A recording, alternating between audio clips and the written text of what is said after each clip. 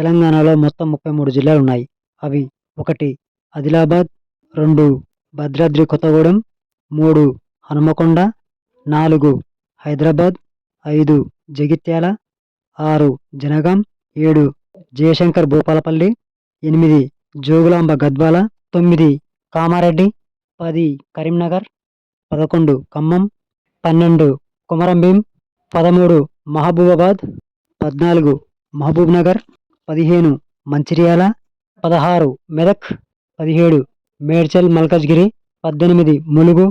19 Nagar Kurnool, 20 Nalgonda, 21 Narayanpet, 22 Nirmal, 23 Nizamabad, 24 Peddapalli, 25 Rajanna Sircilla, 26 Rangareddy, 27 Sangareddy, 28 Siddipet, 29 Suryapet, 30 Vikarabad, 31 Wanaparthy, 32 Warangal, 33 Yadadri Bhuvanagiri.